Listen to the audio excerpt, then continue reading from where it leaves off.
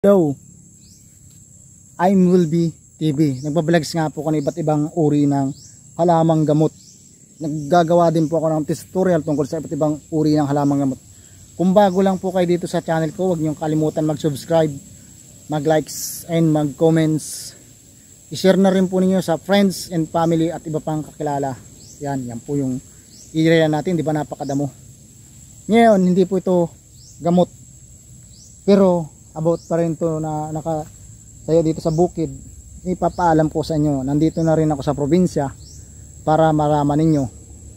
Alam po ba ninyo itong tibig na yan?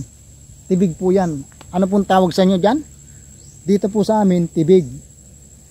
Ang tibig po na to, kung kayo halimbawa agriculture, alam na nila yan tibig na yan, diba? Alam niyo yung tibig na yan kung kayo agriculture, yan. Tingnan mo, yung baba po nito, di ba, malamig. Kaya malamig po sa baba nito, nag-a-absorb po ng tubig ang puno ng tibig.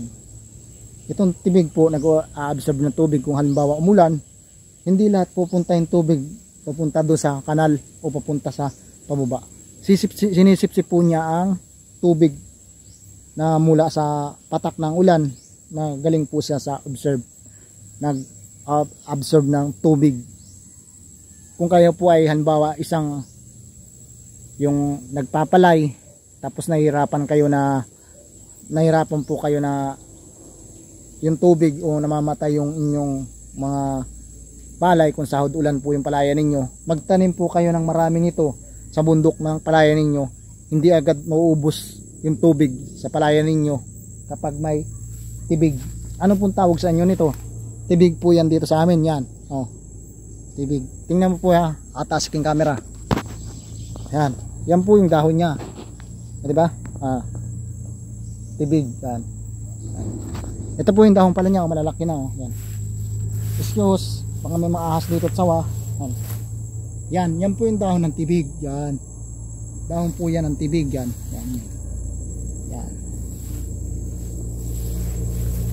Marami rin nakatira dyan na iba't ibang nilalang hayop. Pwede dyan may sawa.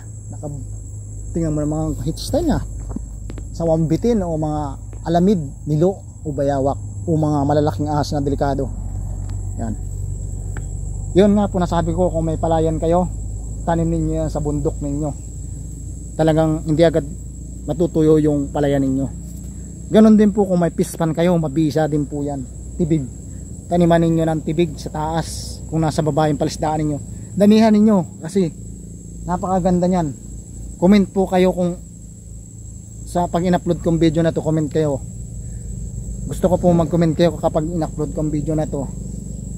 Maganda ito nakatanim sa taas ng pispan o palisdaan, palayan sa taas.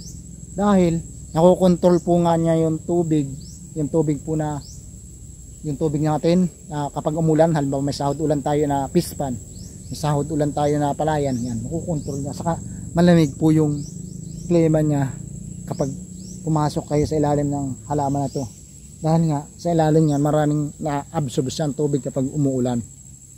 Okay, kung nagustuhan po ninyo, mag-subscribe po sa hindi nakasubscribe sa bunga ng tibig. Yan, ay sorry, yan po yung dahon niya, no? Yan, ay papakita ko po sa inyo. Yan po yun yung dahon po niya. Ito po yung kanya bunga. Tingnan mo po, ha, kasi sa katunayan talaga nag-absorb siya ng tubig. Tingnan mo dahon, oh, di ba may tubig yung bunga niya? Tingnan niyo, see, di ba may mga tubig, di ba? Galing, ano? Nakita na ninyo may tubig siya, di ba? Thank you for watching. Sana po mag-subscribe na kayo. I am Wilby TV. Bye bye.